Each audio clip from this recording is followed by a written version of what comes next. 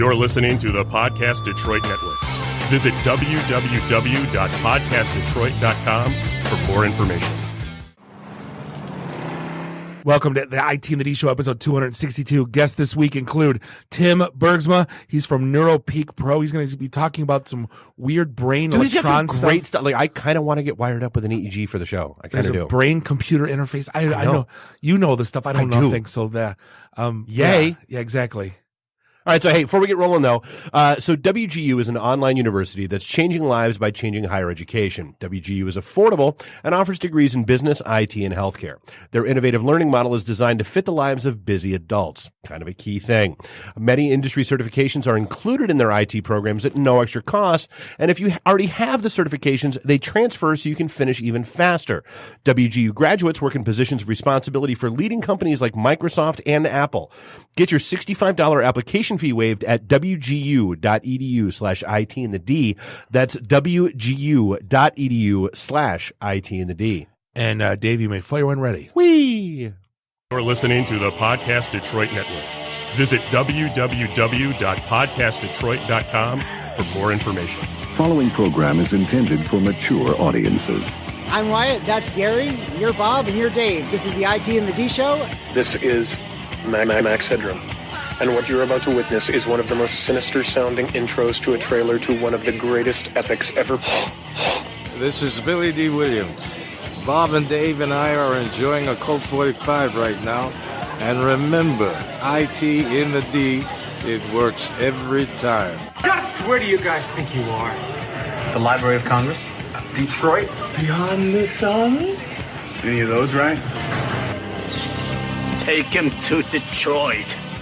No! No, not Detroit! No! No, please! Anything but that! No! You will never find the more wretched hive of scum and villainy. Then don't come! Shut up! Hey, Dad, hello, this is Pinky, the genius, the real genius behind Pinky and the Brain. And when we take over the world, the only show that people will be able to listen to is IT in the D with Bob, Dave, and Yuri. No! Hi, this is Christy Swanson, and you're listening to the IT in the D Show. And Bob and Dave touch my hoo-hoos. What happens when you tap the angry beaver in the bunghole? Exactly. Come on. Tries. What the hell with this? I'm calling a break. We'll come back to the TV show. This is Guilfoyle from Silicon Valley, and the only two guys I hate more than Dinesh are Bob and Dave. Suck it, guys. What's up, everybody? This is Billy Zapka. Sweep the leg. Listening to IT in the D Show. No mercy. I may have to wipe the geek off. Hi, this is Data K, the voice of Professor Xavier from X-Men Evolution. Storm! Come here, Storm. Sit on my lap, Storm. You're listening to IT in the D. Are we at a break yet? Hey, everybody, this is Ted DiBiase, the $1 Million Man. You're listening to IT in the D. And if you want to get your money's worth, stay right here. And remember, everybody's got a price for the $1 Million Man. Hi, I'm Ernie Hudson, and you're listening to IT in the D. All you nerds out there. Nerds. What is a nerd? Hi, this is Ogre. You listen to a bunch of nerds on the IT in the D? Nerd. I'm a nerd, and I'm pretty proud of it. Hi, it's Julia Montgomery from Revenge of the Nerds. I listen to IT&D. And I'm in love with a nerd.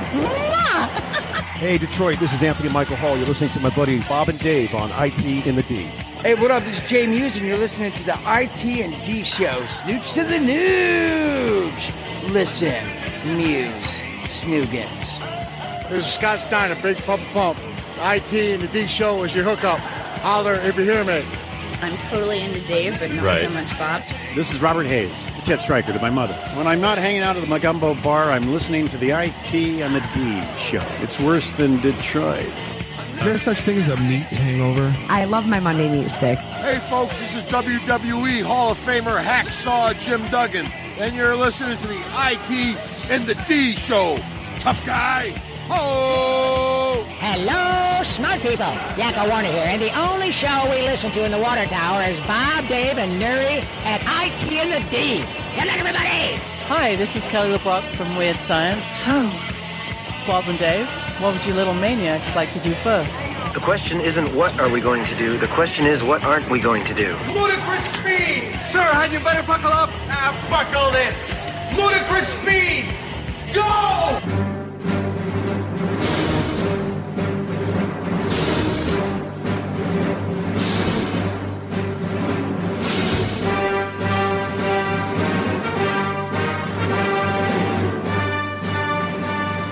The blank look on our guest face during those drops was absolutely amazing. Damn kids these days. You're listening to the one only IT in the D show. We're broadcasting live here in Studio One, Podcast Detroit in beautiful Royal Oak, Michigan. It's Bob the Sales Guy hanging out with Dave the Geek. Randy, I do the Twitters. Walker is doing the Twitters. Find us. He's doing the Twitters and the rum. Oh my God, he's 100 proof rum. And yeah, exactly. Find us online, itinthed.com. Do us a favor, give us a like on the socials and subscribe to us everywhere fine podcasts are sold. Hey, before we dive in, so if you're like most people, you use your personal number for work. That's the worst. Or, well, actually, this is the worst. You have to carry two phones. But Sideline gives you a second number so work and personal communication can finally live on one device. With the Sideline app, it's easy to add a second number to your smartphone so you can separate work and personal numbers. Sideline lets you own a dedicated business number so you can know when calls are for work or personal. You can even text with clients or customers and automate text whenever you're busy. Look more professional while keeping your personal number private with Sideline. Sideline comes with calling, texting, picture messaging, and more, giving you all the value of another phone for a fraction of the price. So whether you're a small business owner or just someone who likes to stay organized, check out the Sideline app today. Now, we've said this before. The sales line number for Podcast Detroit, it uses Sideline. That's how that works. And laughably, I found out, Bob, you'll enjoy this. The Detroit Shipping Company has apparently listed our phone number on their website as who to contact for events there. So I think I got about 30 phone calls over the course of the weekend on Sideline. People that do not have my personal cell phone number, but just have the Podcast Detroit number. And they were corrected in short order. But so, hey, so that's the thing. Right now, IT and the D listeners can download Sideline for iPhone or Android for a free 7-day trial. Just learn more at sideline.com/trial. That's sideline.com/trial. Thanks, guys. Obviously, love your products. Thanks for the support. Absolutely. And mark your calendars because we sure as hell have. Dude, have you seen the list? Yeah. September 4th, Ann Arbor. Right? Haymaker Public House, 5 p.m. September 8th. Where there's no hay and there's no makers. There might be Maker's Mark. Oh, there could be. Yeah, that's September 8th, free podcast day. Here at the studios. September 12th through 13th, Secure World. September 13th, Podcaster Meetup. So I got to do the conference early in the day and then head to the Podcaster Meetup over at Selena's. Right. Because we love Selena's. It's a little sports bar up. Well, it's the little bar up the street that we go to. It's not a sports bar. It's a bar. With TVs. And then September 15th, we're at the Monroe Comic Con. We'll be there, live, booth, free podcast day set up for that too. And then September 26th. I'm looking forward to this. We're at TEDx Detroit talking. It's at the Masonic, right? Why do I keep getting to the Fox? Yeah. So we're going to have the main stage, the first tag team TEDx talk in the 10 years of TEDx Detroit. Tag team back again. Yeah. Check it to wreck it. Do we get entrance music? That's going to be it. Yeah. Like, that's all there is to it. Right. I'm sure they'll have to clip it out of the video because licensing, but that's who okay. cares? Yeah. But yeah, I'll walk out with a boombox if I have to. We're going to be talking. We're going to be basically mocking TEDx at TEDx. It's going to be great. Right. It's going to be beautiful. Well, we're not going to be we'll be mocking a lot of the people that have previously come before us. That's what I'm saying. Yes, because yes, we are not ninjas. We are not gurus. We are not thought leaders. We are not experts. You will not learn anything. You will not be inspired. You'll be inspired to come meet us at the bar after. And if you call me a mastermind, I'll punch you right in the mouth. It's a thing. Yeah. Are you a rock star? No. I'm not a rainmaker either. Nope. No rainmakers. No. It'll be a phenomenal thing. And we're going to have Charlie in a couple weeks to talk about the whole thing, so it'll be a good deal. No, in all seriousness, I'm looking forward to it. This will be the first time we're speaking where we don't get an hour. And I know it's 7 minutes. Like that's, I don't know how we're going to do that. And we don't get an hour. Yeah, it's everything we've ever done has literally been, at a speech or at an event or at something, Yeah, we have an hour. We have 7 minutes. Right. We'll make it work. I don't know how that's going to work. So, as if I didn't hate PETA anymore, they just went out and totally ruined my childhood. and ruin my child's childhood. No, hold on. Here's the thing. Me and Tim were kind of arguing about this, before the show. Here, what's the first thing you do if you don't know the story, PETA talked animal crackers into removing the cartoon picture, Nabisco, to making them cage free. So in the beginning, they were in like a circus cage. You've seen them like with the red around it. That's what it was. Now the animal crackers are free. They're uncaged. They're free range animal crackers. What's the first thing you do every time you ever bit an animal cracker since you've been 2 years old? Bite the head off. I bite the legs off. So it's like, that's great that they can run, but now you have no legs. So now what? Now am I not? So PETA, let me ask you, am I allowed to bite the legs off? Is that unethical treatment of an animal cracker? I mean, it's not like PETA doesn't kill animals. I was going to say, shouldn't PETA be maybe concentrating on not killing as many animals as they kill instead of worrying about, say, animal people crackers? For the unethical treatment of animal crackers. Yeah, people eating or people. Tech? Yeah, I don't know. Can we start that? I don't know. Amazing. People eradicating tasty animals. I think that's PETA. Yeah, people eating tasty animals. Yeah, we'll protest Walmart and Meijer every week, going, "Don't buy animal crackers. The animal crackers got to go. Hey, ho ho."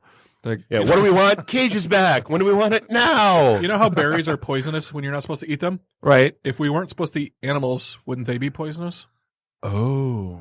So Tim, what were you saying earlier? We did not spend 10,000 years climbing to the top of the food chain to eat broccoli as a main course. No, see, I was saying that I don't think they went far enough. I think gummy worms, gummy bears, they come in bags right now. I just want them loose on the grocery store floor. You got to eat them legs first. They have bins. So they can feel the suffering. There are places you can get them out of bins. Yeah, that's true. That's a good point. Yeah. You can bag your own gummies. Cage-free eggs, it starts with cage-free animal crackers, gummy worms, gummy bears, really any animal-shaped or related product. Teddy Grahams. Free the gummies. I don't know. Out of the box. They're right. Teddy Grahams. They just, leave them, let them free. I'm at a loss. This is what people do at boardroom. No, it goes back to my boardroom thing. People sit around boardrooms and go, I'm really offended about animal cracker boxes. Let's do something about it. And then they get people to do something about it. I think we missed our window with the Cracker Barrel thing. I did. I think we should have launched that a couple years ago when we wanted to. That as middle-aged white guys, we're deeply offended by the name Cracker Barrel. Yeah. The views and opinions of this show are not that of Podcasting or the IT and the D. No, they're absolutely the opinions of IT and the D. And the owners and the. I don't think we're allowed to put that disclaimer on our show. So an interesting, it's nice to hear the validation from like a CNBC on something we've been preaching for the better part of 7 or 8 years. Apparently Google, Apple, 13 other tech companies. It's not other tech companies. So this was the part of the article that I thought was weird. So yes, I was glad to hear that Google, Apple, IBM are no longer requiring degrees for the vast majority of their or for at least a chunk of their positions. That's fine. But if you read down in the article, some of the 13 companies they listed that don't require degrees are Lowe's, Costco, and Chipotle. I just saw like the top 5. Yeah, exactly. It's for giants. It's for like cashiers and like store managers and stocking. No shit. You don't need a college degree to be a stocking clerk. And how do they list? They list Ernst & Young, and they're listing I'm sorry. I want my tax advisors to have a degree. No. I really do. No, but they also have an IT, like a huge IT practice. But that's not they list the job openings that don't require degrees at those companies, and Ernst & Young, one of them is tax advisor. You know what? Here's the thing. If you think the H&R Block people in the plaza next to the Kmart are like have degrees in tax advisory. Well, if you're having your taxes done by them, I mean... All I know is I didn't have my taxes done on time last year, and I saw like the Statue of Liberty on the side of the road, and I screeched on the brakes because I had all my papers with me, and I got my taxes done. It was an amazing experience. I recommend it highly to anyone. Someone has to. Right. I'm so proud of you. This one doesn't surprise me at all. Article comes out of Silicon Valley Business Review. Oh, the Cisco one? Yeah. Dude, labor investigators find that Cisco Systems, not the company that delivers salami and lettuce. Right. Cisco Systems not S. favored visa holders over U.S. workers. We've talked about this a bunch, and that's one of the big arguments against the H-1B status is that it gives companies an out to give preferential treatment to H-1B visa holders over U.S. workers. I mean, here's the thing though. Like if you followed Cisco or you followed them on the street since they've been around, Mm-hmm. this is going back to 97. I don't know how many years ago that is. Almost 30, 20. I don't know. Yeah. I don't know how to math anymore.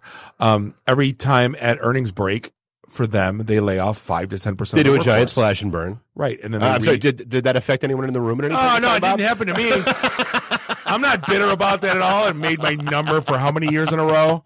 Sales champion, my ass. No, in all seriousness, I kind of get, because everyone that did what I did got let go too, and replaced them with people that, new grads, startups, kids, Mm-hmm. and then they raised them on Cisco culture for half the price. Well, it's EDS 101. And the street loves it. And I mean, Oracle is one of the first ones that started doing it, where they're bringing up, No, I mean, EDS has always been that way. It's, you take a crop of kids fresh out of school, you churn them and burn them for 4 years, and by the time they're pissed off and ready to leave, guess what? That next graduating class is right behind you. Well, ready to take your gig. I mean, the company that I just started with a new firm, and first thing, towards the end of the interview, was like, "Hey, we got a bunch of 25-year-olds. Can you mentor them?" And I go, "Yeah, that's what I do." But it would have been cool. Like, you're going to teach them how to go to strip clubs, Bob? Absolutely. You want to win that business? Here's what you got to do, kid. You like scotch, you will know. Here's how you drink. Yeah. You smoke cigars, you will know. You golf, you better learn. No, but in all seriousness, I didn't have that crap. It was all the same. When I started, it was all a bunch of 23-year-olds smiling and dialing, go figure it out. Yeah. Can I please speak to the MIS director? Like, what the hell's that? I don't know. I want to sell some crap. That's what we did, dude. It was amazing true. we never did anything or got anything accomplished. So the one that actually kind of I find intriguing is why people switch mobile operating systems. Whether iOS to Android, Android to iOS. So by and large, people that go from iOS to Android do so because of price. They do so for lower cost options and that kind of stuff. People that go from Android to iOS say they go for a better user experience. And that's honestly, and to me, that's Apple 101. I mean, they've created a nice, clean, simplified user experience. Like Android, and it's true. I mean, like Android to me, like I'm an Android user. You're but we do all kinds of crazy shit with our phones. My 11-year-old daughter, when I got her a phone, I got her an iPhone. Same with me. She didn't. But dude, look at what we've been hopping around since the flip phone, the Nokia. I was a BlackBerry user. I was a Motorola user.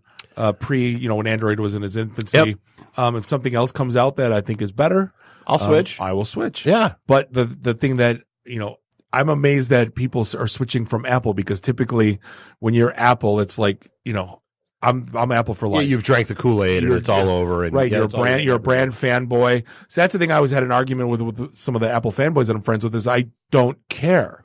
I mean, one of the big reasons I feel like I can't switch is because I've spent so much money over the years buying apps and stuff that if I want to use them again on an Android, I'd have to rebuy them all.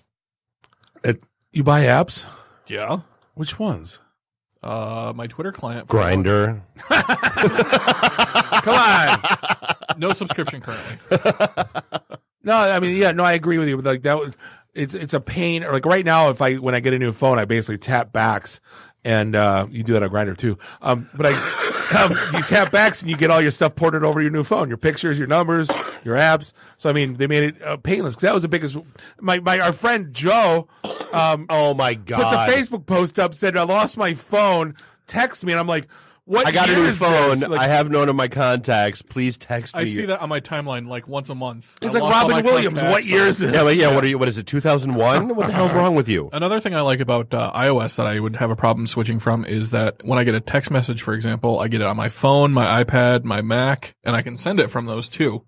I know it's technically possible with like a Windows PC and an Android device, but it's not as seamless to set up. It requires a little bit more work. So, but that's Android 101. Yeah. I mean, it's for the users who want to dig in and play a little bit more. That's pretty consistent. Are there things I don't like about iOS or macOS? For sure. But I feel that the positives outweigh the negatives.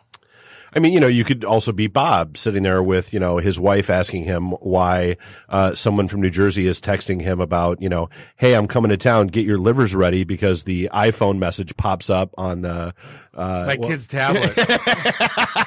No, because it's set up. Because here's the thing: I wanted to keep an eye on my kids. So one kid has me as the email recovery email. One has my wife. They were younger when we. So, but the problem is now when you look at my contact, it imports that, so it shows me that's my Apple name, and some people don't know what I have Apple or whatever. Right. So I get text from Ming Chen saying, "Get your livers ready." And I'm Hi, Ming. You text my daughter, Ming. Stop it. So the Stupidest Company of the Week award. This one's amazing. I want to go to the boardroom. And Please tell me you're going to talk Procter & Gamble. Yes. All right. Procter & Gamble has applied to get the trademarks for acronyms, including LOL, WTF, FML, and NBD. You remember when your grandma just joined Facebook and she thought LOL was lots of love? Yeah. Sorry your mom died, LOL. Yeah. Oh, I remember that post. That was hysterical. Uh-huh. But here's the thing. What I don't get it. Like, if you're Procter & Gamble, are you trying to My guess is they are applying for trademarks with regards to merchandising. They want to create a brand of sweatshirts, shirts, that kind of stuff, and they want to keep anybody else from being able to use try those. new Crest WTF. It says specifically they've applied for this trademark for use on soap and cleaning products. Yeah. White teeth freshness, new Crest. WTF. Exactly. My kitchen's a mess. WTF. Right. Lots of liquid soap. I don't know. How do you do, fellow kids? Which one's that? That's just what they're going for here. Oh. Hi, kids. Soap is fun. Yeah. Soap is fun. But it's not. Toothpaste for everybody. It's like was it Snickers bars that have the, what mood are you in? And what mood should you be in? I got nothing. Earlier this year, P&G applied for the trademark the phrase "got sag, get swag" to advertise Downy detergent. I don't know. When I get down soap, I don't think of what's hip and trendy and cool. I just want what's on sale and put it in the goddamn cart. Really? What did Mom use?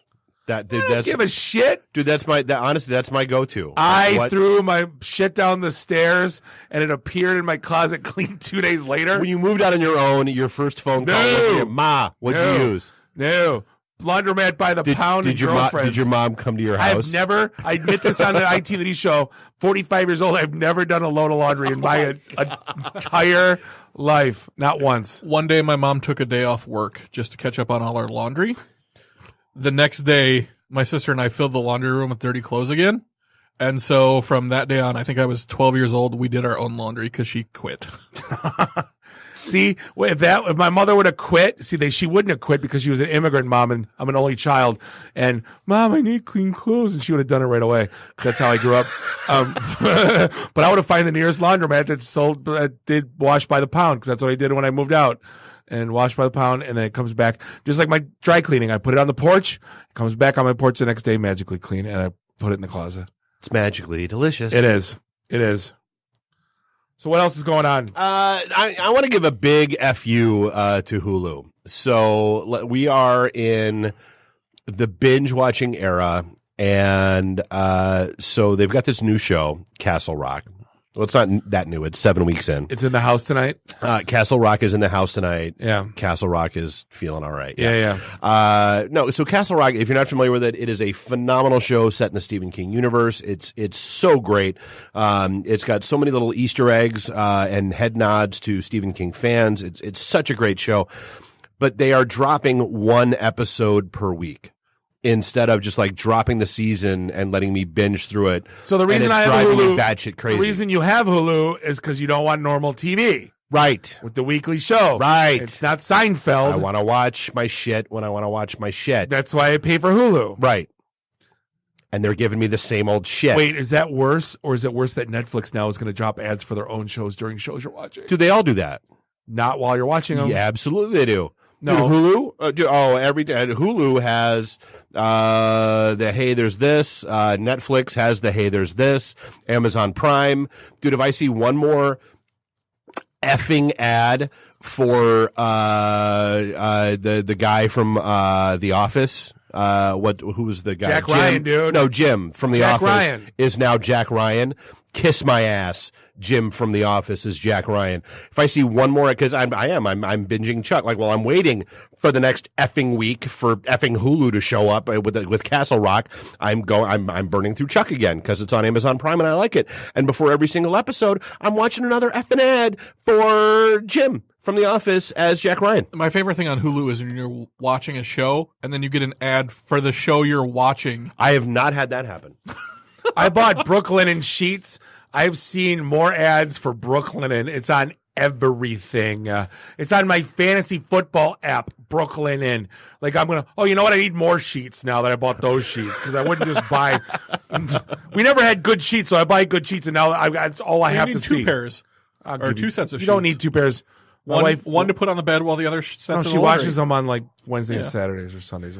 The good thing about the Netflix interstitial ads, though, is that apparently there's a setting where you can disable it, but it'll be on by default. Of course it is. And are you still watching?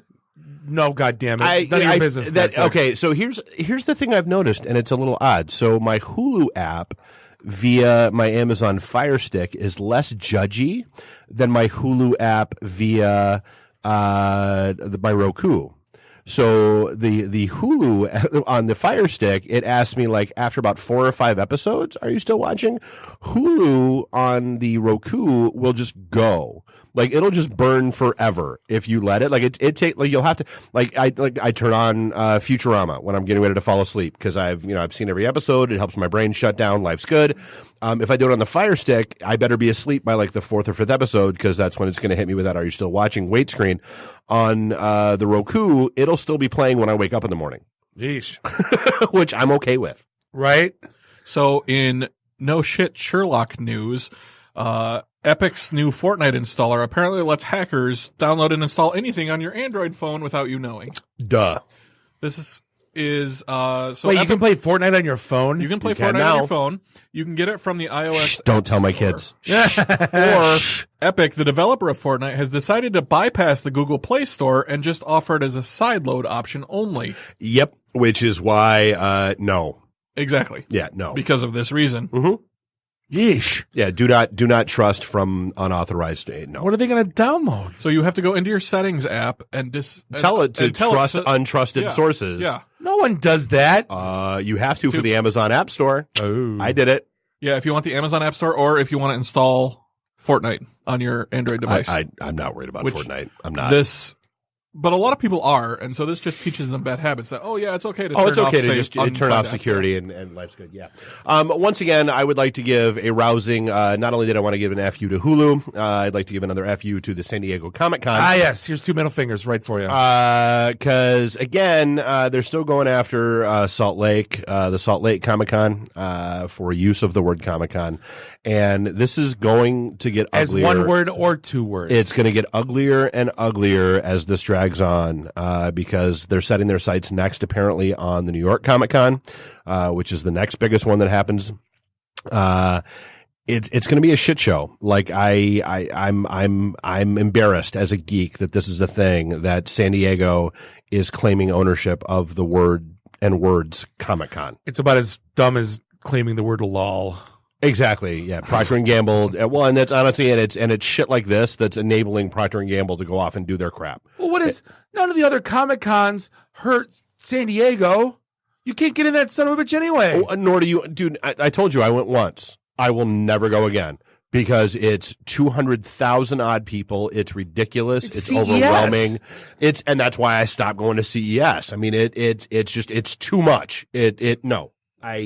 And this is yet another reason why I will never go to SDCC ever again because they're pulling this shit. And I hope everybody stands up and fights them. But like go ahead, Randy. This affects local shows, Motor City Comic Con and Great Lakes Comic Con. Yeah. Yep. Michigan They'll call Comic-Con. it Comic Convention because they can't own that. So they'll just go around. Doesn't change it. Motor City Comic Convention. Well, like Salt Lake has changed their shit to Fan Expo. Right. Now. They should have just made a comic convention. Whatever. Everybody's still going to call it a Comic-Con. Right. Why? It's Because only- that's a That's what it colloquial is. term. Right. And it's only 1/3-ish comics anyway. Right. So Fan Expo or Media No, it's Expo getting or- less than that these days. True. you Yeah. know. I don't know, dude. The Michigan one was pretty solid when it comes to like comics I think and they comic pushed. They creators. wanted to push. Yeah. Well, and good. Yeah, exactly. One of the cool things is, and it's fun watching Detroit kind of change before our eyes. The 20 years ago, Wayne State, Detroit is not the Detroit. Yeah. So the plans and the renderings all came out for the Hudson building. And we just thought it was going to be this building. Yeah. And then they opened the guts of what this thing's going to be. Apparently, it's going to have 425,000 square feet of residential space. So basically, you can live in the tallest building in Detroit now. Mm-hmm. 250,000 square feet of office space, 120,000 feet of event space, and 100,000 square feet of residential space. Mm-hmm. Or I'm sorry, of retail space. And 700 underground parking spaces. Mm-hmm. I mean, this thing's going to completely. Oh, it's They're calling it a city within a city. Yeah, it's the Dan Gilbert's putting his schwanz right in the middle of Right, Detroit. right. That's what it's going to be. And basically, you don't need to go anywhere because Yeah. you have this. It's going to Yeah. be like Titan. We're going to take everyone to the moon. Love, and we're gonna love my live there. schwanz. That's Right. what it's going to be. Yeah, It is kind of shit. Embrace my schwanz. Work in my schwanz. Yeah, It's got the hook on the top too and everything. of course. Do you see it? Dude, it looks like a schwanz. It doesn't not look like one. Of any buildings typically don't. They're usually pointy at the top. But No. this one's curved at the Got top. a little It's not- bulb. it's not Yeah, pointy. it's yeah. It's kind of like the Gavin Belson router. It absolutely. Right. It absolutely. Are we going to talk about the dumbest woman in the history of the universe before we Oh my go on a God! break? The bride who canceled her wedding after her potential guests refused. No. She canceled because they didn't want to get married. They didn't work out. Isn't that what happened? Like, No. The marriage didn't work out. Well, no. So she canceled the wedding because her potential guests refused to pony up $1,500 each as like a way to fund her In wedding. advance. So not as the gift, but in advance to actually pay for the wedding Oh, ceremony I thought itself. they broke up and she was trying to recoup the cost of the wedding. No, this was basically her GoFundMe I think for this her is wedding. Why they broke up is because she asked for this and her fiance Had a just kind of pair. noped out. Yeah. Ew. Yeah. No, still the worst woman on the planet. But just not for the reason you thought. Oh my God, dude. That's the most insane thing. And she got people to give like $5,000. Uh-huh. Like, And then she started a Kickstarter or a GoFundMe to try and salvage it, and she got $250. Her maid of honor ponied up $5,000, but then retracted it. they saved up $15,000, but she realized her actual dream wedding would cost $60,000. All we asked was for a little help from our friends and family to make it happen. No, that's not a little help. $45,000 is not a little help from your friends and family. You go to hell and you die. Wait, That's what Mr. Hand we says. made it clear if you couldn't contribute, you weren't invited to our exclusive wedding. It's a once in a lifetime. Dude, that's right up party. there with the destination wedding. Once a lifetime party. Is Drake going to be sitting at my table? Well, like I said, if destination weddings, if you don't want people to go, just tell people you don't want them to go. You don't have to go, hey, we're having a destination wedding in Hawaii. So hey, no, not everybody can afford the, $5,000 in plane tickets and hotels and all that kind of stuff. But we really want you there. No, you don't. And that's okay. Just say that that's not what you want. You are a butthole if you do a destination wedding in like anywhere and expect people to fly down there. Yeah, no. And they give you a gift. No. And then stay there for the week. Nope. And if I go there, I'm going there because I'm going there on vacation. And I may or may not stop by your wedding. Right. And I don't care if it's open bar because I'm staying in an all-inclusive resort. Right. Kiss my ass, all of you. So I think we're coming up on a break. Before we go, can we talk about this headline from the Register? Oh my God, the greatest headline on the planet. I will read the headline. As porn site pounds hard on piracy laws, Cox pulls out prematurely. So it'd be Cox Communications, COX, yes. So they had an ongoing thing with BMG. They had a trademark fight because of music. They finally bowed and said, "Okay, you win," and had to pay $25 million. The other one though is Motherless.com, which is notorious for giving absolutely zero shits about, copyrights or whether it's revenge porn or any of that kind of crap. Basically, once something gets posted on Motherless, it never gets taken down for any reason whatsoever. And that's kind of the crux of this is the DMCA that's, basically says, hey, a content provider is not necessarily liable for what somebody on their systems does. So the thing with Cox was, hey, they were, the BMG is saying, hey, we provided you a list of people that were, pirating music, yada, yada, yada. You did nothing about it. Cox kept shrugging their shoulders and going, well, it's not us, it's them. We're not really responsible or liable. They finally realized that, yeah, you kind of are. The court's going to come down hard and heavy on you. So they offered up this $25 million settlement. This thing with Motherless is now brewing through the courts, and it's probably going to wind up being the same thing. And hats off to whoever wrote that headline. I mean, it writes itself. It's genius. It's somebody who's waited their entire lives and was giggling the entire time they wrote it. And the editor said, run it. But clickety, clickety, click, make that happen. Yeah. But hey, here's some advice for anyone that sends emails to their customers. You deserve a better email marketing platform. I'm speaking to a lot of you that I know do this badly. One that's actually designed with your type of organization in mind. Unlike other email providers, Emma puts its customers first, offering powerful email marketing with a personal touch. With Emma, you'll have everything you need to connect your data, build your audience, and do the most successful marketing ever because their easy-to-use platform makes advanced functionality accessible to everyone on their team. No tech skills required, which is pretty much every marketing person I've ever met, which is good. You can even connect Emma with the services you count on to run your business like Salesforce and Google Analytics. Not to mention, Emma's award-winning team is all ready to support you on your email marketing strategy design, list migration, and more. Do us a favor. Put the power of email experts behind your marketing. Request a customized demo of Emma's email marketing platform today at myemma.com. That's myemma, 2 M's.com. Speaking of list migration, we're going to get to Tim Bergsma from Neuropeak Pro talking about brain electric wave thing. All I know is there's shit he wants to hook up to my head, and I might be okay with it. That's fine. This is the IT in the D show. Hey, we'll be right back. IT in the D. Read, meet, listen. Networking Detroit, one beer at a time. Hey, this is John Schneider from Nip Tuck Smallville, the haves and the have-nots. Oh, Dr. Quinn, Hot in Cleveland, Secret Life of the American Teenager, and just about everything you can possibly imagine. And oh yeah, the Dukes of Hazzard. You're listening to Bob and Dave. See IT in the D show. ITinthed.com. Hey, welcome back to segment 2, episode 262 of the one and only IT in the D show, broadcasting live here in Studio 1 in Podcast Detroit. Why? Beautiful. Because we're in Royal Oak, Michigan. I don't know. It's Bob the Sales Guy. That's Dave the Geek. Nuri the FNG's in Seattle on the Needle listening. Randy, I do the Twitters. Walker is doing the Twitters. Find us online, itinthed.com. You want to know why? Because we are IT in the D. You. You're still not. We still hear stories, and you're still so hear cute. stories. It's amazing. Yum, we yum, love yum, it. yum, yum, yum, yum, yum. Hey, so before we dive into this segment, though, has your company outgrown QuickBooks? Are shared spreadsheets, manual processes, and legacy systems costing you time and money? Odds are good the answers are yes. Introducing NetSuite by Oracle, the business management software that handles every aspect of your business in an easy-to-use cloud platform. With NetSuite, you can save time, money, and unneeded headaches by managing sales, HR, finance, and accounting instantly right from your desk or even your phone. Thousands of the best-known and fastest-growing companies use NetSuite to manage their business, and now it's available to you. Better yet, it's more affordable than you think, because right now, NetSuite is offering you valuable insights to help you overcome the obstacles that are holding you back for free. Don't miss out on unleashing your business's full potential with this free guide, Crushing the 5 Barriers to Growth. You'll learn how to acquire new customers, increase profits, and finally get real visibility into your cash flow. Get NetSuite's guide, Crushing the 5 Barriers to Growth, at netsuite.com/ITinthD now. That's netsuite.com/ITinthD to download their free Crushing the 5 Barriers to Growth guide today.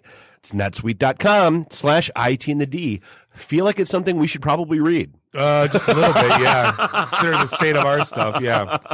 No, it's cool. It's I've been using them back in 03, 04. Yeah. They're awesome company. Glad to see they're doing consumer stuff. No, now. very cool. Absolutely. Hey, we are joined by now it's our good friend, but Tim Bergsman's in the house. He is with they have a doctor that runs the company, then they hire guys like Tim who can actually get out in the public and talk to people. So we're lucky enough. So he's the SE? Exactly. Well, we have Tim Bergsma here from Neuropeak Pro. How you doing? I'm doing well. It's good to be here. Yeah. Thank you. Thanks for putting up with us. Yeah, it's a good time so far. An EEG with him. Wait, hold on. So let's go back to what Put in the cart way in front of the horse. Yeah. So let's start out because don't bury the lead. He brought an EEG with him. So when I read what you guys do, I kind of did the cart, and then you came and explained what you do, and I'm kind of like, So yeah, let's get into kind of what it is, and we'll dive in a little deeper. No, that's absolutely fair. Our website hardly says anything, so it's just enough to kind of pique your interest and get you booked on a show. Right. And then beyond that, then I just come and surprise, the rest of the way. So everything we do, and this is, you're going to still say, huh? After this explanation, but it's everything we do is about assessing and optimizing the autonomic nervous system. So the autonomic nervous system is the part of your body. See, Bob's, I'm cool. Tell me more. Yeah. Okay, right? Yeah. So it takes in cues from your environment and decides, do I want to go slow? Do I want to go fast? Or do I want to go somewhere in between? I always want to go slow, at least these days. Yeah. So if I'm in bed at night, it's, cool. It's dark. It's quiet. I would hope that my body would go really, really slow. But there's that damn mosquito in the room. And that email I got to write in the morning. Well, so that's exactly the point, right? And then if I step outside and I see a lion and there's a lion in front of me, I would hope that my body would go super, super fast into sympathetic, into fight or flight. Right. Are you talking like Matt Stafford or like a lion? I'm talking about a proper, or someone pulls a gun on you. Or Got it. Just making sure. Or if you're an NFL quarterback as a defensive lineman, then maybe. Right. One of those lines as well. Fair. If I step outside my house and I see Matt Stafford, I'm going to have questions more than fight or flight. Matt, what are you doing? Exactly. So, and when we do that, when we go fast or when we go slow, every organ in the body follows suit, right? Our brain goes fast. Our pupils will dilate. We'll stop digesting food. We'll start producing cortisol. All this stuff happens. And what we do is we assess kind of where's the person, and then why are they maybe in a certain state? Because if I'm in bed at night and my body's reacting like I'm being chased by a lion because I have an email to write tomorrow or because I have to get up for work the next day, that's not the best reaction. That's not actually going to help you. Well, it's not healthy. Do your job tomorrow. No, it's extremely unhealthy. So what we do is we assess where people are and then optimize their performance, help train them through some brain-computer interfaces, through some really cool stuff on how to be the best they can be. Because it's shock therapy, right? Yeah, you're thinking about something bad. This is where skeptical Bob kicks in. Yeah, brain-computer interface. Sure. Do you hate phrases like that? No, acronyms. Everybody comes up with. No. It's not. It's because Bob's biggest fear in life is Google's AI or Boston. Was it Boston Dynamics AI robots? It's Google now. Yeah, it's Google now. It's everybody now. Yeah. So anything brain-computer interface. Yeah. Especially this last season of Black Mirror. Sure. If you watch the whole monkey needs a hug. Sure. So I guess let's ending of Ex Machina, dude. Yeah, I mean let's dive in a little bit. So what is it that this software does? Yeah, absolutely. So one of the big things that we do is utilizing EEG, so an electroencephalogram. Yep. We can hook up the brain and look at the electrical firing of the brain. Your brain is an electronic. Mm-hmm. It is running off electricity, and there are different frequencies that are related to different activities. So there are slow frequencies that are rest and recovery. There are very fast frequencies that are life or death situations, or at least should be life or death situations. There's some in the middle that's calm, creative focus. There's imagination. There's all these different frequencies that are related to different tasks. Now, if I'm sitting here with you guys trying to tap into calm, creative focus. You should be a little fight or flight right now. Well, if I am, and because this isn't a life or death situation, right? But I'm sure a lot of people, when you put a microphone in front of them and headphones on, we've seen it happen. They freeze, right? Why is that? It's because their brain and body is reacting like it's a life or death situation. So I got a question. Yeah. I'm going to dive right in. We talk Balmer effect all the time, and they talk about when you're 0.08 alcohol in your blood. Sure. That's your optimum your optimum peak performance level. Okay. Some people do it on pot. Sure. Some people, it depends on, I've closed the biggest deals in my life so hungover, I would have, I probably was legally drunk when I did it the next day with a headache. That's not hungover, Bob. That's just still no. drunk. But I'm just curious does that occur because it blocks all the other side crap out, or what's the purpose for? Like, do you even know what I'm talking about? Yeah. So I mean, let's just use miles per hour because that's kind of something we're used to. Okay. We're used to, right? Say you're at your best at 60 miles an hour, but naturally you run at 112 miles an hour, right? So if you do something like that, there are substances you can take that are just going to kind of shove your system down slower. That's what Xanax does. Right. That's what that's what weed does. It's what all that stuff does is it just kind of pushes your system down slower.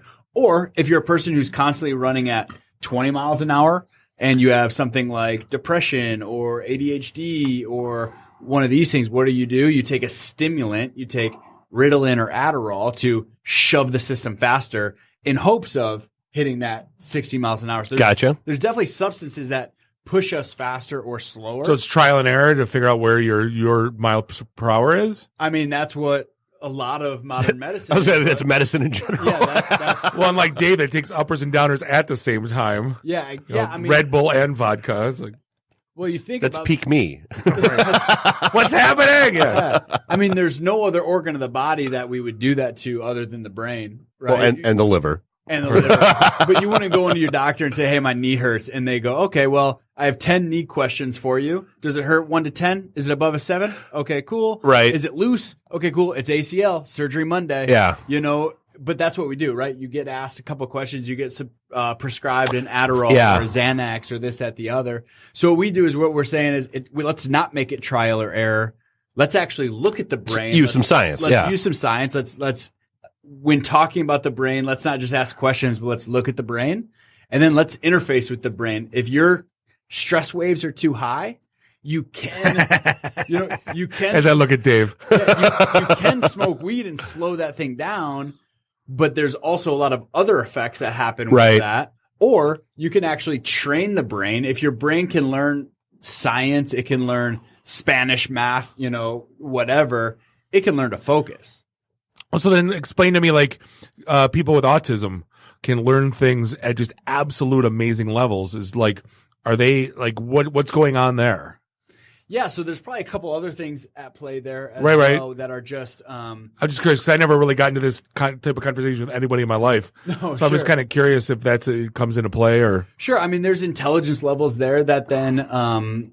They're smart maybe in one area, but lacking in another area. So some of that is just the makeup of them as a human. Kind of like Daredevil loses his sight, can hear in a sense, yes. Right. Probably not at the exact same. No. But same principle. I get what you're just going. trying to use bad analogies because that's what I do. Yeah, and so.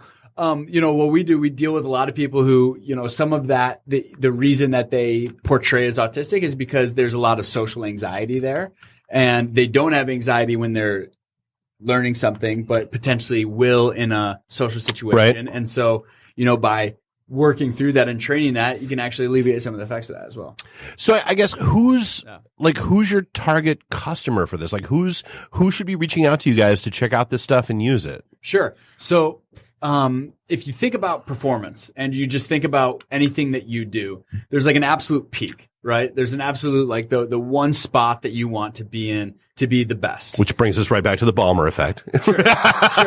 And if you're a little bit away from that, it's a little bit of compromised performance, right? It's, oh, hey, I wasn't super sharp today, or I'm not remembering stuff quite the same, or, I'm not on my game. I'm not seeing whatever example you want to use. And then the further you get away from that peak, the bigger the issues become. You get, for sure, you get super far away, and now it's migraines. Now it's ADHD, anxiety, depression, some very clinical things. And so what we're all about is let's get people who are way far away from that closer, and let's get people who are close to that peak of their performance at the very best. So we deal with some people. I mean, I was just talking on the car ride over here. We've dealt with MVPs of the NBA, PGA champions, like people who are like big time athletes and business people and whatnot, and who say, I'm already in the 98th percentile. I want to be in the 99th percentile. But we also deal with kids who have ADHD who are in the 20th percentile that we want to get them to the 50th percentile or the 60th percentile and off their Ritalin. And for us, both of those are a win. So, I mean, are you cheap enough? Let me rephrase that. Cost effective enough. You know, obviously when you're dealing with kids as being a parent, there's no cost. You know what I mean? I mean, because this thing, you know, when you're talking about like LeBron James, you use this example. Is there, you know, at what point does it break the bank, or is it cost effective for someone? Yeah, I mean, we utilize the same technology for everyone, but there are different tiers of service, right? The child who has ADHD is not going to be flying the neuroscientist in on a monthly basis to meet with them, right? And so our goal is to make it as effective as possible, and we have kind of some partnering organizations too who accept insurance. There's some of this that, because the efficacy of treating things like ADHD, insurance companies are saying, hey, we can pay this kind of fee for one time that's then going to instead of this ongoing prescription, this ADHD, or I can medicate this kid for the next 25 years or, you know, longer. So the pharmaceuticals must love you. Yeah, I mean, I don't think that it has made a dent yet, to be honest with you, because of just how that's our culture. Well, but I mean, honestly, I mean, like I think that's one of the biggest complaints that people have about the medical industry as a whole today is the tendency to treat the symptom, not the cause.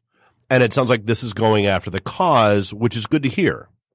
Yeah, absolutely. And you think about, especially something like, let's just use Adderall. Right? Is if the brain is moving too slow.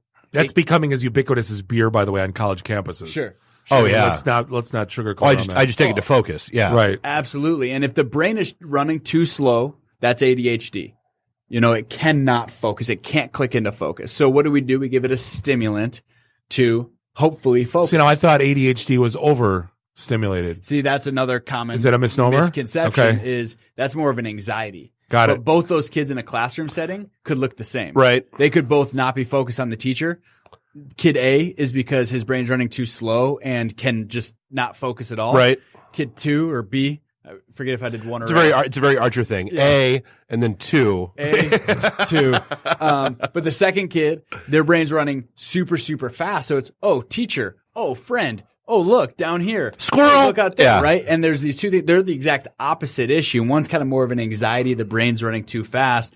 One's the brain's running too slow. But if you go to the doctor, they both get the same prescription. And to the observer, they look the same. Yeah, they both can't focus. So the teacher says they have ADHD. Give them a stimulant. Well, that's going to push that system forward. For one kid, it might get him right where he needs to get to. For another kid, it might put him, so yeah, he's focusing on that teacher, but he's focusing on the teacher the way that you would stare down a lion if you walked outside. That's not creative. That's not dynamic. And actually, Dr. Royer, our founder, you're creating a sniper at that point. Exactly. And then it's just that anxiety on, now on a stimulant. Yeah. And Dr. Royer actually has written a manuscript for a book called Burning Out Rembrandt, because we have all these kids who are on stimulants that inhibits their ability to be creative. It inhibits their ability to be, funny. Which is where pot comes into play and slows it down. It slows them right back down, right? Yeah. And so we mix the two and get somewhere in between. Which there would have been in the beginning. Yeah. And so, if creativity, sleep, all these things are parasympathetic, they're slow. So if we're on stimulants, it's hard, if not impossible, to tap into. Interesting. So how does this scale? I mean, is this like a one-on-one with a medical professional and a patient? Can this be done en masse? What's that look like? Yeah. So our goal is to take it to people. We have a mobile program where people literally, I have a little briefcase here. Obviously the listeners can't see that, but it's the size of a laptop bag. Right. And we have. I was marveling at your laptop bag because I just dropped my laptop today. I'm like, wow, I would wish I could have that laptop bag, but apparently it's not. It's got your EEG in it. Well, it has my EEG in it, but it is a Thule laptop bag. Got it. It's not like it. You get that at Best Buy, but you can set that up in someone's home, in someone's office, wherever. So that's kind of our goal, is to create a mobile program that allows people to access this, because it's tough driving to your doctor 30 times, or wherever for all the training that you need, because we're creating a new habit in the brain. It's not you go once and all of a sudden things are different. Is we're through operant conditioning, giving it the right input to actually. So you're a brain chiropractor. shift it. I'm just kidding. Well, no, I mean, I'm to being some funny. degree, yes. I get where you're going with that. I mean, and I guess is that one of the challenges that you face with this, where it's, hey, I pop a pill in my kid's mouth and they're fine 2 days later, versus, hey, this is something that's going to take a course of treatment. Yeah, absolutely. There's people who understand that. Okay, I know this pill is going to shift everything about my kid, but it works tomorrow. You know? And there's a time and a place for medicine. I'm not sitting here. I want to saying, watch Castle Rock now. Yeah. Just give me the whole season, please. Gimme. But yeah, I mean, there is that, but ultimately. Well, it's, hey, do you need back surgery or do you need to go to the chiropractor for 12 weeks? I mean, that's. And I mean, it's what we're doing. It's known as a voltage gated change. It's a type of learning. So, I can. It is electroshock. It's not. It's we not. don't Just because the word is voltage. We don't put anything into the brain. But I mean, here's the example that I use, and this is what we do with the brain. Is I have a 2.5-year-old nephew, and when he was learning how to talk, he loved cars, right? And this is about a year ago. He's 1.5. He would point at a car and say, "Car," and we would go, "Yay, that's a car." Then he'd point at a computer and go, "Car," and you'd be like, "No, that's not a car. No, that's not a car." And through all those yeses and all those nos, now he knows what cars are. Right. And he's got a, unbelievable understanding of what is and isn't a car. Well, if my 1-year-old nephew can learn what a car is through the right feedback, the right yeses and the right nos, what we're doing is we're hooking up the brain to a computer and just giving it yeses and nos. Tons of yeses and nos. Every time that one of those anxiety waves spikes, it gets a no. Through the form of you're watching a movie, that movie pauses instantaneously for that little spike. Okay? And we're getting kind of deep in this. But so over time, every 30-minute session, we can give that brain 3,500 yeses, 3,500 nos. Yeah. So now when you're saying giving it yeses and nos, not shock. Not shock treatment, Bob. Shut up, Jesus. It's all about you're watching a movie, and it's literally any movie. You put in whatever. You want. What's that feedback loop then? Like, is it something on the computer that pops and says, "Hey, chill, you're cool"? Well, it's literally interruption in the movie that you're watching. Okay. So your brain is controlling basically a DVD player. Okay. You could be watching Slapshot. You could be watching Animal House. Whatever. These are all the movies we talked about today. But the instant that stress wave just fluctuates too high, that DVD pauses. Now, your brain is an amazing electrical, but it's also an amazing problem-solving device. Right. Your brain's always trying to solve problems. So by enough of this repetition of conditioning, it solves the problem for why is the DVD pausing? Well, the DVD's pausing because my fast waves are too fast. So it learns to slow those down. And so just like we talked about before, you start at 100 miles an hour. We set the bar at 99 miles an hour. Anytime your brain's going 98, 97, 96, it plays. Anytime it's going 101, 102, 103, it pauses. And it learns to go in the 90s. Then the bar moves. Then it goes in the low 90s. Then the bar moves. Then the 80s. Then the 70s. Then we finally get to that absolute perfect ground where you can be calm, creative, and focus. And when you need to be in a sympathetic fight or flight, life or death phase, you can. It's a real reaction. And when it's time to sleep, you can sleep. So, stupid question. Hypnosis? Is this anything resembling? No, because what I'm thinking is you're telling your subconscious how to react. And what I'm thinking of is, okay, is it similar to that? Or am I completely off base? So ours it's more science than that. It is literally interfacing with the electrical firing of the brain. Everything's data driven. But that's considered subconscious, correct? Well, but I see what you're saying, where from the, go to a hypnist to stop smoking. Right. Where, hey, you're replacing the subconscious, firings in your brain to say, hey, I don't really want to smoke. I get where you're going with that. This is way deeper than that, because this is whereas that is suggestion and the power of suggestion, this is actually training your brain correct me if I'm wrong, to basically react differently in different sets of circumstances, as opposed to just, like I said, power. It's power of suggestion is, hey, you don't want to do that. This is more of a stop sign. No, you should not do that. Right. Yeah, and if you think about the brain as a organ, as an electrical device, right? You kind of have this core that is the brain. Mm-hmm. Then that leads to thoughts, and that leads to emotions, which then leads to action, right? So some of that might kind of hit that emotional layer, or that action layer. What we're doing is we're digging into that core layer. If the brain is going too fast, that brain will have some fast, quote unquote, side effect, whether it's anxiety, whether it's stress, whether it's migraines, whether it's whatever, that comes from the brain firing too fast. So if a brain's firing too fast and you tell that person, settle down, well, they can't, because the brain is causing that. When's the last time telling your wife to calm down worked out well, Bob? Just calm down. Just try to relax. So, what I mean, I I got to do is hook her up to an EEG. Yeah. Right. I got so another question is, being in business and sales for so long, we always overactive brains where can't go to sleep because we always got to write that email in the morning. I read a book called Getting Things Done. Okay. And if you ever read it, I haven't. it basically told you to transfer all your thoughts in the evening hours to pen and pad. Sure. And that becomes your business Bible. And that basically means you can kind of go to bed with a clear mind, because in your mind that everything that you need to do is on that pen and pad when you wake up in the morning. Don't have to think about it. It doesn't have to be registered in your internal memo clock. Sure. Is that just a step in this? Am I completely over? No, I think that is a good action to take kind of in the meantime. Right. And this is walking before you're running. Obviously, you're in an Indy car and this is crawling. Well, and it's a way of training your brain. Hey, I dumped everything out on paper. Chill. Yeah. Yeah. And I mean, if you think about it, at 1 a.m., the best thing that you can be doing for your job, for your sales call the next day, is sleeping. Yeah.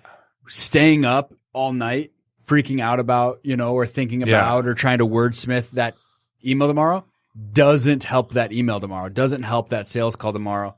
So what we're all about is, let's get the best possible reaction to the actual circumstance. If it's the middle of the night, you should be sleeping. Then when it comes time for that sales call tomorrow, that sleep you got the night before is actually going to pay off a little bit. Right. You're actually going to be more dynamic, more creative, be able to bring in more solutions than if you stayed up all night trying to think of what those solutions are. Yeah, and I've been fighting that for 20 years. Well, yeah, because I mean, we've had this. Dude, my issue is, if I get an idea that hits my brain, I'm not physically capable of going to sleep again until I jot it down. Yeah. Just period, end of story. Like that. That's just how that's going to be. Or like if there is God forbid, there's a piece of technology in my house that isn't working, I'm not going to sleep knowing that it's not working. If something broke right now, he wouldn't be able to speak with you. He'd have to fix it before he could open his mouth again. It's a thing. Yeah. Well, and what's interesting is you talk about getting ideas before you go to bed, right? And that's oftentimes because creation, ideation, all this creativity is a bit on the slower side. It happens on that little period. Things. Yep. And so we work all day, right? We kind of stress ourselves out, and then we go for a walk, or we take a shower, or we're about to take a nap or go to bed, and all of a sudden, boom, that idea hits. That's a physiological response. Got to walk away and have a smoke, man. Yeah. That's a thing. And because it slows you down, it finally allows you to tap into that. But what we want to do is actually train the brain to live in that zone. See, if I could live in the first hour of waking up where I hit snooze for 4 everything comes out in that first, because that's, there's nothing going, it's creativity. It's everything that I've ever, and then, get in the car, get in the shower, and then forget it. You hit the ground at 100 miles an hour. Yeah. Which you can do. And a lot of people do it, and you can do good things. Yeah. But to hit that ultimate focus, creativity, where day in and day out, you're like, man, I've just been in the zone for not just in that hour when you're hitting snooze, but all day long, or all week long, or all month long. That's a physiological response that we can train to. We can kind of train the brain not to a drowsy state. So I can be drunk, high, and on Adderall all at the same time, naturally. Boom. Boom. Yay. That was the culminate. That was the whole conversation right there. There's their sales pitch. That was the thesis. All right. So where do people go to find out more? Sure. It's neuropeakpro.com. And there's some information on that website, but not a ton. There's actually a really good media page where there's some videos and articles primarily about athletes, but honestly, our work, goes a lot further than that. Okay. Just people like sports. It's a relatable thing, and for sure. Yeah, but we always talk about it's really fun to watch. You guys working with LeBron on his free throws? Or? I wish. Hopefully he's a listener, right? So you said who knows? You said you have a couple listeners in Ohio. Apparently Kim Kardashian just figured out what a podcast was. So who knows? Yeah. There you go. But we always talk about, hey, it's really cool to watch our NFL quarterbacks throw touchdowns or our golfers win tournaments and whatnot. But when we can help kind of the normal person, the business guy who's like, yeah, I haven't slept well in years, or, the parent who says, yeah, we've really been struggling with this behavior or ADHD and haven't really had a solution until now, and I've gotten my kid back. That's our win. So. Well, if you use those examples, NFL quarterback, why it's not because he's a better arm than everyone else. It's because he can see the field almost like in slow motion. Oh yeah, right. Dave always talks about when he codes, he sees it, like the screen comes at him. It's almost like you're in Tron. Yeah, like golfers, if you read a green, like it's your how you can see it. That's what sets them all apart. Yeah, and that happens when you're calm. Right. Yeah. When you're stressed, if your body's reacting like that, being chased by a lion, it's not thinking, what would be a really good podcast topic? Like if someone pulls a gun on you, that's not when you're like, oh, what bit of code I'm missing is no, you're like, oh, how do I survive this next 10 seconds? And I just pooped my pants. Yeah, exactly. Yeah. And so we want to get to that point where you are, that's probably when you code is probably when you calm down actually, and you're able to zero in and focus in on one thing. And we all kind of have some activities like that, but let's tap into that all the time. Awesome. Good Dude, conversation. very, very cool. Absolutely. Appreciate the time. As I just lost my page. Tim Bergsman, Neuropeak Pro, appreciate it. We're gonna wrap things up. We are. Episode 262 of the IT and the D Show. Appreciate the time hanging out with us. I'd like to thank our sponsors, WGU, Sideline, My Emma, and NetSuite. Thank you, Tim. Appreciate the insight. First time we've ever talked about this in 260 episodes. So yeah, good stuff. This is very, very cool. Yeah. I'm gonna go check it out. It's very, very cool. On behalf of myself, Bob, and Dave, and Randy, do us all a favor. Drink up your drinks. Get your phone numbers. You don't got to go home. You just got to get the hell out of here. See you next week. Drive careful. Beat it. The emergency destruct system is now activated. Conan, what is best in life? To crush your enemies, see them driven before you, and to hear the lamentation of your women. Long live Flash! You've saved your Earth. Have a nice day. I have come here to chew bubblegum and kick ass. And I'm all out of bubblegum. Nice shooting, son. What's your name? Murphy. Make the run. The run. Game over, man. It's game over. It's over, Johnny. It's over. Nothing is over! Nothing! You just don't turn it off! I can't say no, and I don't really want to, so. Well, especially with the back doors open. Yo! Hold up! Time out! Time out! Y'all take a chill. You need to cool that shit out. And that's the double truth. Root. Bob loves it in the can. I hope this was as much fun for you as it was for me. That's why I like it in the can. Joe on the trees.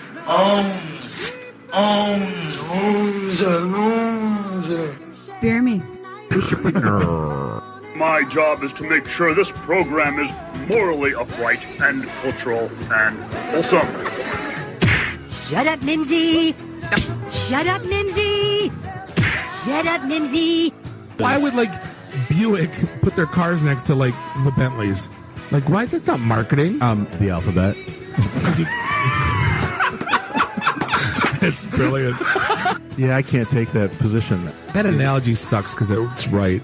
Because you're getting your 8-track tuned up. Are we at a break yet?